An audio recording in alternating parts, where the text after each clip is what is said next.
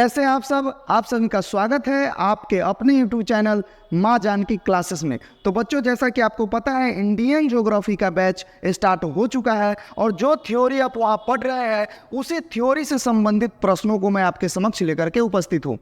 इसी से संबंधित 2 वीडियो ऑलरेडी डाल दिया गया है, पार्ट 1 और पार्ट 2, जिसको आप जा करके देख सकते हैं। लिंक डिस्क्रिप्शन में दिया हुआ है। अगर आप हमारे चैनल पे नए हैं तो चैनल को सब्सक्राइब कीजिए, वीडियो को लाइक कीजिए, बेल आइकन को क्लिक कीजिए और अपने दोस्तों के बीच अधिक से अधिक शेयर कीजिए, ताकि मैं इसी तरह का इंटरेस्टिंग वीडियो आपके समक्ष लेकर के हमेशा उपस्थित होता रहूं।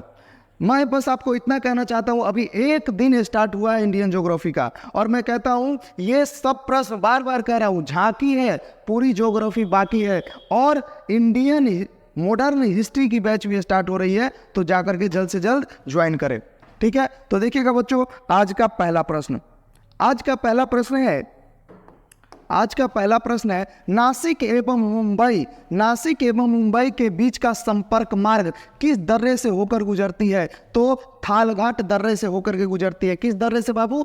थालघाट दर्रा। और थालघाट दर्रा को कहाँ पर स्थित है? तो महाराष्ट्र में स्थित है। कहाँ पर? महाराष्ट्र में स्थित है। नेक्स्ट बाबू है मुंबई एवं पुणे के बीच का संपर्क मार्ग किस दर्रे से होकर गुजरती है? तो वो है भोरघाट दर्रा। कौन सा बाबू?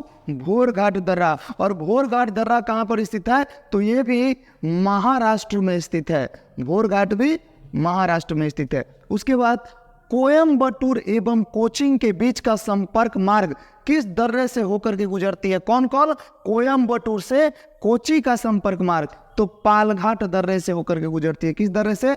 पालघाट। और पालघाट कहां पर स्थित है? तो पालघाट बाबू कहां पर स्थित है? केरल में स्थित है। पालघाट दर्रा केरल में स्थित है। उसके बाद है तिरुवनंतपुरम एवं मदुरई के बीच का संपर्क मार्ग किस दर्रे से होकर के गुजरती है? तो सेनकोटा दर्रा। अच्छा, सेनकोटा कोई दर्रा नहीं है बच्चों, सेनकोटा गैप है जो केरल के समीप है। देखिएगा, ये पश्चिमी घाट में देखिएगा, अगर ये हमारा पश्चिमी घाट है तो ये है केरल, और यहीं पर जो है सेनकोटा गैप है। कहाँ क्या है? सेनकोटा गैप है यहाँ पे, ठीक है? उसके बाद बाबू देखिएगा कि नेक्स्ट प्रश्न है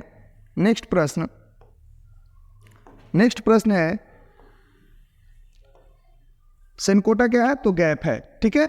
अब देखिएगा, दक्कन का पठार किस राज्य में स्थित है? तो महाराष्ट्र में स्थित है। दक्कन का पठार किस राज्य में स्थित है बाबू?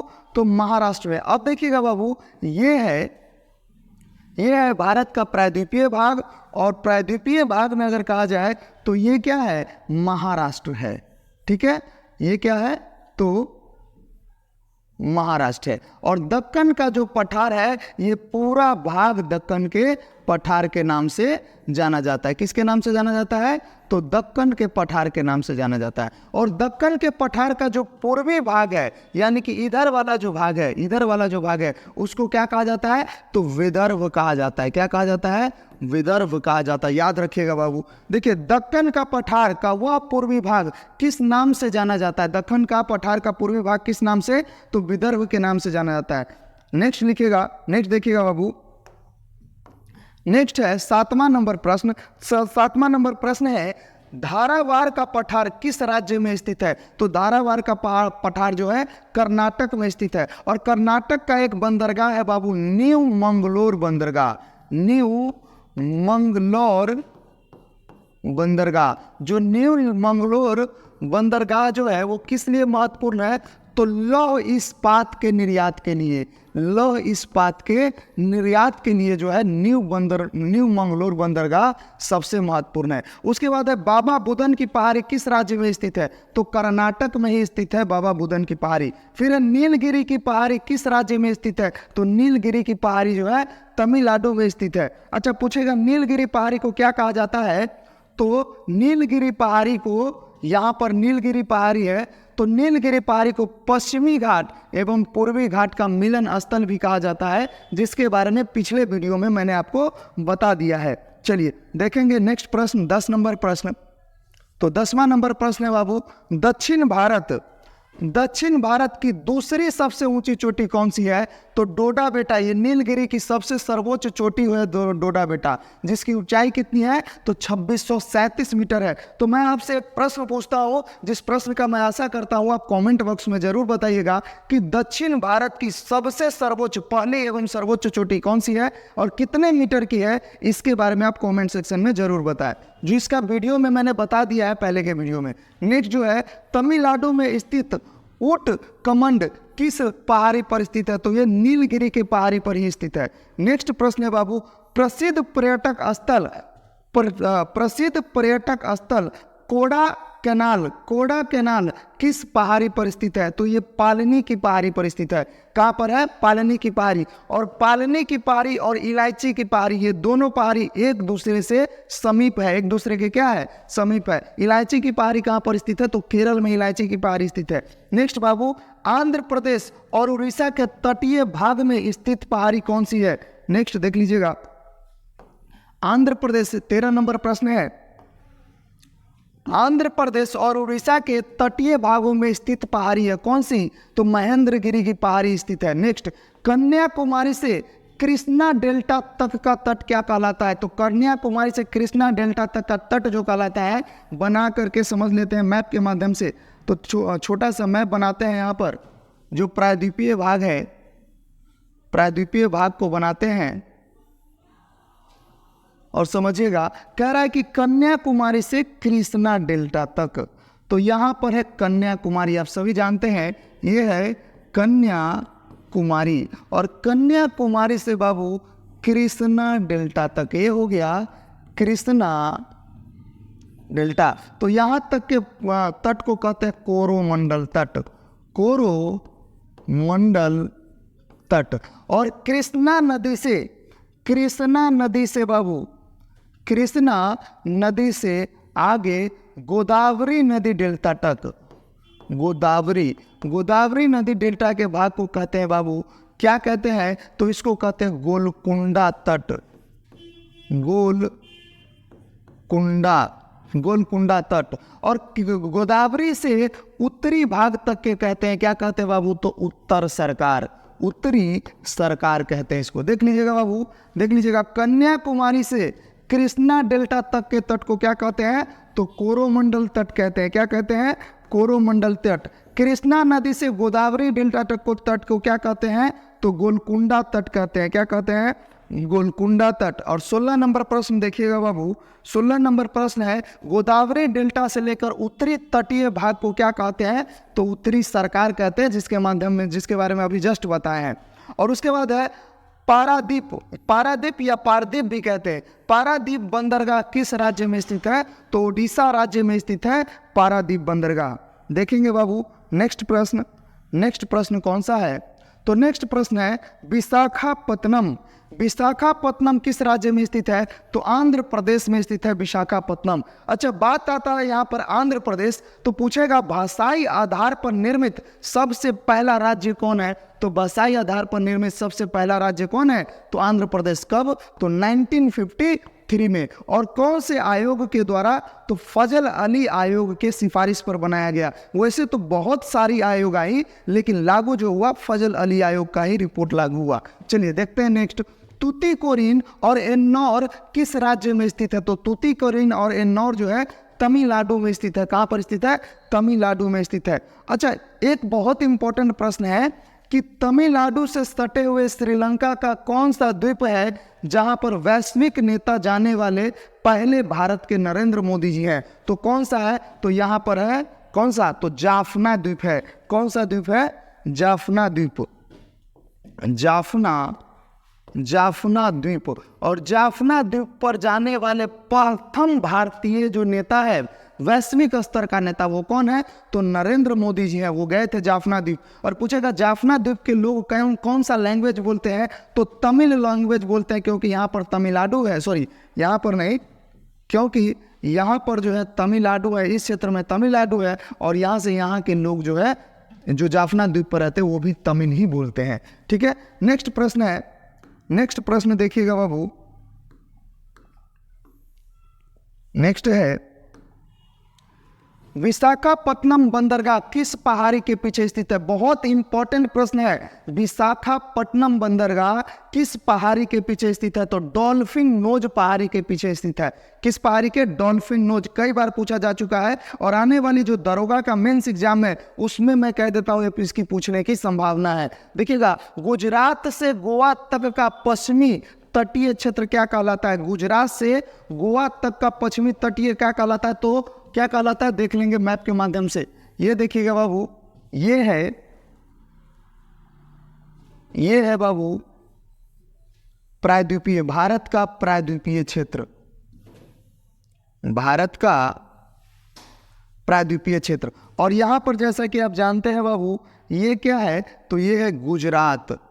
गुजरात क्या है? गुजरात। और गुजरात के बाद जो स्टार्ट होता है वो क्या है बाबू? तो यहाँ पर जो है ये है महाराष्ट्र। क्या है? महाराष्ट्र। और महाराष्ट्र के बाद बाबू ये क्या है? तो ये है यहाँ पर गोवा। क्या है? तो गोवा। गोवा। और गोवा के बाद बाबू पूछेगा कि गोवा के बाद क्या है? तो जैसा कि आप जानते हैं यहाँ पर कौन सा है? तो यहाँ पर है कर्नाटक। कर्नाटक। कर्नाटक। और कर्नाटक के बाद पूछे बाबू क्या है? तो यहाँ पर है केरल। क्या है? केरल। देखिए, ये है तटीय राज्य। पूछेगा तटीय राज्यों की संख्या, तो पश्चिमी तटीय राज्यों की संख्या कितनी है? तो 5 है। 1 2 3 4 और 5। तब तट का नाम, तो गुजरात से गोवा तक का जो तट है उसको क्या कहते हैं हम लोग? तो कोंकण तट कहते हैं।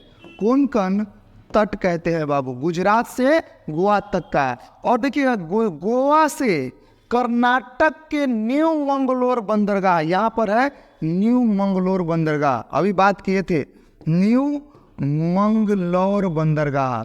तो कर्नाटक यानी कि गोवा से न्यू मंगलोर बंदरगाह के तट का क्या नाम है? तो इस तट का नाम है बाबू कन्नड़ तट। कन्नड़ तट। कौन सा तट? कन्नड़ तट। और यहां से लेकर के केरल तक के तट को कहते हैं बाबू मालाबार तट।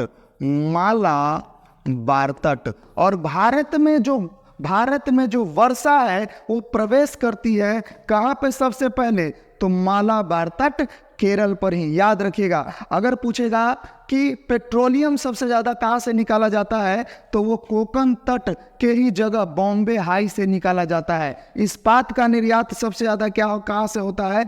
तो कन्नड़ तट के न्यू मंगलोर बंदरगाह से होता है। और सबसे ज़्यादा अगर पूछेगा कि कौन सी मिट्टी, लेटराइट मिट्टी कहाँ पाई जाती है, तो वो कहाँ पाई जाती है? केरल के मालाबार तट पर पाई जाती है, जिसके कारण नारियल की खेती वहाँ पे अधिक होती है। तो याद रखिएगा। और थोडियम भी सबसे ज़्यादा कहाँ पाया जाता है? तो केरल में पाया जाता है, ये भी याद रखिएगा। और मालाबार तट पर सबसे पहले मानसून प्रवेश करता है, ये भी याद रखेंगे। चलिए देखेंगे नेक्स्ट। एक क्वेश्चन से बहुत सारा क्वेश्चन हमने आपको टेकल करवा दिया है। चलिए नेक्स्ट प्रश्न है बाबू, तो इसका आंसर कौन हो जाएगा? गुजरात से गोवा तक के तट को कोंकण तट कहते हैं। चलिए नेक्स्ट प्रश्न। नेक्स्ट है 22 नंबर, गोवा से कर्नाटक के मंगलूर तक का पश्चिमी तटीय भाग क्या कहलाता है? केनरा तट। गोवा से कर्नाटक तक को तो केनरा नहीं, कन्नड़ तट कहते हैं इसको। क्या कहते हैं?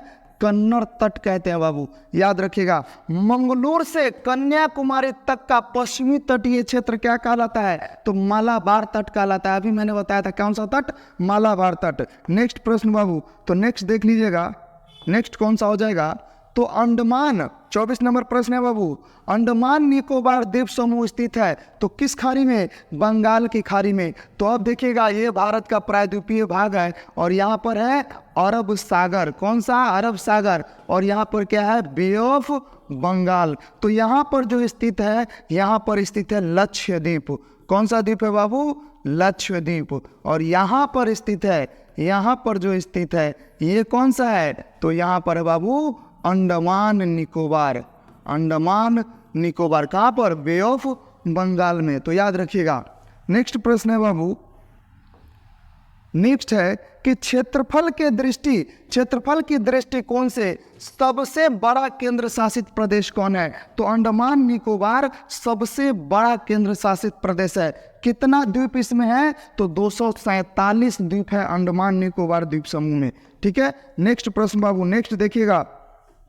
नेक्स्ट प्रश्न है, वो प्रश्न है अंडमान निकोबार द्वीप समूह का सबसे उत्तरी द्वीप कौन सा है? तो लैंडफॉल द्वीप है। अब देखिएगा कहाँ पर है उत्तरी द्वीप, तो ये देखिएगा, ये है भारत और यहाँ पर है अंडमान निकोबार।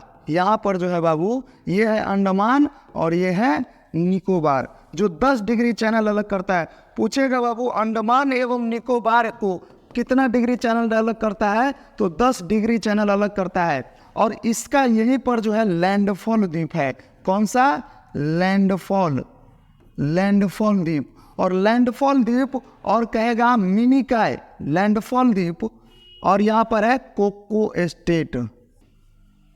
तो देखिएगा अंडमान निकोबार द्वीप समूह का सबसे उत्तरी द्वीप कौन सा है? तो लैंडफॉल द्वीप है। कौन सा द्वीप है? लैंडफॉल द्वीप। अब देखेंगे बाबू, ये है भारत का प्रायद्वीपीय भाग और यहाँ पर जो है, यहाँ पर है अंडमान और यहाँ पर है निकोबार। तो पूछेगा बाबू अंडमान और निकोबार द्वीप समूह को कौन अलग करता है? तो इन दोनों को जो अलग करता है वो 10 डिग्री चैनल अलग करता है। कितना डिग्री चैनल अलग करता है? तो 10 डिग्री चैनल अलग करता है। और इसके सबसे उत्तरी जो पॉइंट है वो है लैंडफॉल द्वीप। लैंडफॉल द्वीप याद रखिएगा बाबू, सबसे उत्तरी चैनल कौन सा है? लैंडफॉल द्वीप है। चलिए नेक्स्ट बाबू, मतलब उत्तरी द्वीप है लैंडफॉल द्वीप। अंडमान निकोबार द्वीप समूह म्यांमार के कोको द्वीप से अलग होता है। कोको द्वीप से अलग होता है किस मार्ग के द्वारा? तो कोको जल मार्ग के द्वारा। कोको जल मार्ग के द्वारा। अब इसको भी बना के मैं आपको दिखा देता हूँ कि देखिएगा बाबू, ये है भारत का प्रायद्वीपीय, क्योंकि पूरा जो प्रश्न है वो प्रायद्वीपीय पर है। और यहाँ पर है बाबू, आप लोग जानते हैं, यहाँ पर है अंडमान और यहाँ पर है निकोबार। ठीक है, तो अंडमान निकोबार को पुनः बता रहा हूँ 10 डिग्री चैनल क्या करता है? वो अलग करता है। ठीक है, और यहाँ पर है लैंडफॉल द्वीप, लैंडफॉल। ठीक है, लैंडफॉल द्वीप जो किसका हिस्सा है? ये लैंडफॉल द्वीप है, ये वाला भाग जो भारत का हिस्सा है। और यहाँ पर आ जाता है, यहाँ पर आ जाता है कौन? म्यांमार। कौन आ जाता है बाबू? म्यांमार। समझिएगा, ये है म्यांमार। ठीक है, और यहाँ पर जो है ये ब्लैक वाला जो आप दिख रहा है, ये ब्लैक वाला, ये है कोको द्वीप। कौन है? कोको द्वीप। तो कोको द्वीप पर किसका अधिकार है? म्यांमार का। और लैंडफॉल द्वीप पर किसका अधिकार है? भारत का। और इन दोनों के बीच जो ये अलग होता है, कोको द्वीप और लैंडफॉल द्वीप को जो अलग करता है उसको कहते हैं कोको स्टेट। क्या कहते हैं बाबू?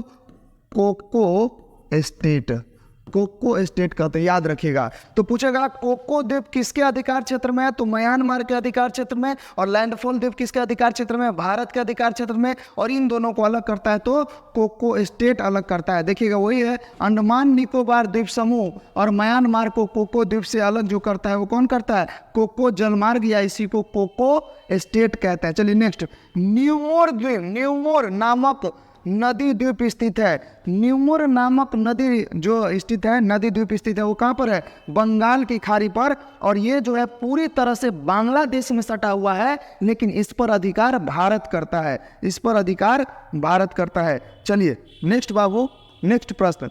नेक्स्ट है अंडमान निकोबार द्वीप समूह। अंडमान निकोबार द्वीप समूह की सबसे ऊंची पर्वत चोटी कौन सी है? तो सैंडल पीक है। कौन सा? इसका बारे में पहले ही बता चुके हैं, सैंडल पीक 733 मीटर। नेक्स्ट, केंद्र शासित प्रदेश का सबसे बड़ा बंदरगाह कौन है? केंद्र शासित प्रदेश का सबसे बड़ा बंदरगाह पोर्ट ब्लेयर है, जो दक्षिणी अंडमान में स्थित है। नेक्स्ट बाबू, पोर्ट ब्लेयर जो दक्षिणी अंडमान में स्थित है। नेक्स्ट, नेल्लोर के निकट प्रवाल भित्ति निर्मित द्वीप कौन सा है? तो श्रीहरिकोटा है। श्रीहरिकोटा है नेल्लोर के निकट, या इसको नेल्लोर के निकट अगर पूछेगा कि प्रवाल भित्ति के द्वारा निर्मित कौन सा बंदरगाह है, तो श्रीहरिकोटा है। या द्वीप कौन सा है? तो श्रीहरिकोटा है। इसी द्वीप पर से क्या होता है बाबू? तो इसी द्वीप पर से जो परीक्षण होता है, अंतरिक्ष जो एरोस्पेस कहते हैं, इसरो एरोस्पेस जो होता है वो परीक्षण कहाँ से होता है बाबू, तो इसी पर से होता है, श्रीहरिकोटा से ही। चलिए नेक्स्ट स्पेस रिसर्च वगैरह जो है, जो रॉकेट वगैरह छोड़े जाते हैं वो सभी। नेक्स्ट देखिए बाबू, लक्षद्वीप समूह स्थित है कहाँ पर, तो अरब सागर में, अभी बताए थे। और लक्षद्वीप स्थित में कुल द्वीप कितने हैं, 36। और पूछेगा अब से, मैंने कमेंट बॉक्स में मैं देखता हूँ कि कौन इस छात्र जो है अच्छे से वीडियो देख रहा है और समझ के देख रहा है, वो पता चल जाएगा। अगर आपको पता है तो बताइए कि अंडमान निकोबार में कितना द्वीप है, कमेंट बॉक्स में बताइए। मैंने इसी वीडियो में बता दिया है कि अंडमान निकोबार में कितना द्वीप है, तो जरूर मैं चाहता हूं कि आप कमेंट बॉक्स में जरूर बताएं कि अंडमान निकोबार द्वीप समूह में कुल द्वीपों की संख्या कितनी है। चलिए नेक्स्ट प्रश्न बाबू, तो नेक्स्ट प्रश्न है 34 नंबर प्रश्न है बाबू, वो कौन सा है, पंबन द्वीप स्थित है। तो पंबन द्वीप मन्नार की खाड़ी में स्थित है पंबन द्वीप, जो किसको अलग करता है, तो भारत और श्रीलंका को अलग करता है, या जोड़ता है, ये भी कह सकते हैं। अंडमान निकोबार द्वीप समूह में स्थित है 2 प्रसिद्ध ज्वालामुखी द्वीप। अंडमान निकोबार द्वीप समूह में स्थित है 2 प्रसिद्ध ज्वालामुखी द्वीप, तो एक है बैरन और एक है नारकोंडम। तो नारकोंडम ज्वालामुखी नारकोंडम द्वीप पर है, कहाँ पर है, तो नारकोंडम द्वीप पर है। और बैरन ज्वालामुखी बैरन द्वीप पर है। और इनमें से बैरन ज्वालामुखी जीवित ज्वालामुखी है, जबकि नारकोंडम मृत या सुसुप्त ज्वालामुखी है, जो बुझा हुआ है अभी। नेक्स्ट प्रश्न, अंडमान निकोबार द्वीप समूह में स्थित सक्रिय ज्वालामुखी कौन है, मैंने अभी बताया है बैरन ज्वालामुखी है। चलिए नेक्स्ट प्रश्न बाबू, नेक्स्ट देखेंगे फटाफट। देखिए समय के अभाव में जो है थोड़ा जल्दबाजी करना पड़ रहा है, फिर भी मैं कोशिश करता हूं कि अधिक से अधिक डिटेल बता पाऊं। अंडमान निकोबार द्वीप समूह में स्थित सुसुप्त ज्वालामुखी कौन सा, अभी बताया, कौन, नारकोंडम। इंडोनेशिया के सुमात्रा द्वीप और ग्रेट निकोबार द्वीप समूह को पृथक करता है, तो ग्रेट चैनल अलग करता है, कौन सा, ग्रेट चैनल। अब देखिए बाबू, ये है, यहाँ पर है सुमात्रा द्वीप, यहाँ पर है सुमात्रा द्वीप, और यहीं पर ग्रेट चैनल अलग करता है इन दोनों को। तो पूछेगा इंडोनेशिया और भारत को भी कौन अलग करता है, तो ग्रेट चैनल। लक्षद्वीप को मालदीव से अलग करता है, लक्षद्वीप को मालदीव से अलग करता है बाबू, कितना, तो 8 डिग्री चैनल, कितना, 8 डिग्री चैनल। और द्वीपों पर अधिकता होती है। नेक्स्ट बाबू, नेक्स्ट प्रश्न देखिएगा, द्वीपों पर अधिकता होती है, तो नारियल की वृक्षों की। द्वीपों पर अधिकता होती है किसकी, मतलब अधिक जो वृक्ष होते हैं वो किसके होते हैं, तो नारियल वृक्ष द्वीपों पर अधिक होते हैं। नेक्स्ट प्रश्न है, अंडमान और निकोबार अलग होता है कितने डिग्री चैनल के द्वारा, तो 10 डिग्री चैनल के द्वारा, जो अभी आपको मैंने बता दिया है। मिनिकॉय द्वीप स्थित है, तो लक्षद्वीप के सबसे दक्षिणी भाग कौन सा द्वीप है, मिनिकॉय द्वीप। लक्षद्वीप का जो सबसे दक्षिणी भाग है वो द्वीप को मिनिकॉय द्वीप कहते हैं, जो किससे, तो मालदीव से सटा हुआ है, किससे, मालदीव के निकट है। और मिनिकॉय द्वीप पर पूछेगा कौन सी भाषा बोली जाती है, तो मिनिकॉय द्वीप पर महल भाषा बोली जाती है, कौन सी, महल भाषा बोली जाती है, मिनिकॉय द्वीप पर महल भाषा बोली जाती है। जबकि पूछेगा लक्षद्वीप पर कौन सी भाषा बोली जाती है, तो लक्षद्वीप पर बाबू क्या भाषा, तो मलयालम भाषा बोली जाती है, मलयालम। तो मलयालम भाषा बोली जाती है, जो केरल की भाषा है बाबू, ठीक है, तो याद रखिएगा। देखते हैं नेक्स्ट प्रश्न, तो नेक्स्ट प्रश्न है 43 नंबर जो प्रश्न है बाबू, वो है मिनिकॉय द्वीप को शेष उत्तरी द्वीपों से अलग करती है, तो 9 डिग्री चैनल, कितना डिग्री चैनल, 9 डिग्री चैनल। जो क्लास कर रहे हैं इंडियन ज्योग्राफी को, उनको एक एक चैनल मैप के माध्यम से बता दिया जाएगा, जो वो कभी नहीं भूल पाएंगे। सोए भी रहेंगे तो चैनल करेंगे, इस तरह पढ़ाया जाएगा। दक्षिण में इलायची पर्वत और नीलगिरी पर्वत अलग होती है, तो पाल घाट दर्रा द्वारा, किस घाट दर्रा द्वारा, पाल घाट। और बताइए पाल घाट दर्रा के बारे में मैं बता दिया हूं कि कहां पर स्थित है, तो ये कहां पर स्थित है, तो केरल में स्थित है, कहां पर, केरल में स्थित है। इलायची की पहाड़ी स्थित है कहां पर, केरल में, ये भी मैंने अभी बता दिया है वीडियो में। नेक्स्ट देखेंगे बाबू, नेक्स्ट देखिएगा, नेक्स्ट है लक्षद्वीप का सबसे बड़ा द्वीप, तो लक्षद्वीप का सबसे बड़ा द्वीप कौन सा द्वीप है, मिनिकॉय द्वीप है, जिसे आंड्रेट भी कहते हैं, माउंट एवरेस्ट को नेपाल में क्या कहा जाता है? तो सागर माथा कहा जाता है। क्या कहा जाता है बाबू? सागर माथा। माउंट एवरेस्ट की चीन में क्या कहा जाता है? तो क्योमोलांग कहा जाता है। क्या कहा जाता है? क्योमोलांग कहा जाता है। और पूछेगा कि एवरेस्ट को म्यांमार में क्या कहा जाता है? तो अराकान योमा कहा जाता है। क्या कहा जाता है? अराकान योमा कहा जाता है। चलिए नेक्स्ट प्रश्न देखिएगा बाबू। नेक्स्ट 49 नंबर प्रश्न जो है, भारत का एकमात्र सक्रिय ज्वालामुखी वैरण ज्वालामुखी अरावली पर्वत की सबसे ऊंची चोटी बता दिए हैं। कौन सा? तो गुरु शिखर। कितना? 1722 मीटर, जो माउंट आबू पर्वत पर स्थित है। और जैनियों द्वारा प्रसिद्ध दिलवारा का जो मंदिर है वो भी माउंट आबू पर्वत पर ही स्थित है। तो बच्चों उम्मीद करता हूं कि आपको सभी प्रश्न अच्छे से समझ में आया होगा। तो इसी तरह अपना प्यार बनाए रखिए और पुनः इस वीडियो को दोबारा, मतलब इसी टॉपिक का वीडियो, ये तीसरा टॉपिक है, फिर नेक्स्ट चौथे टॉपिक का वीडियो आपको पुनः जो है चैनल पर डाल दिया जाएगा। तो चैनल पर बने रहे और हमारा साथ यूं ही देते रहे। तो जय हिंद।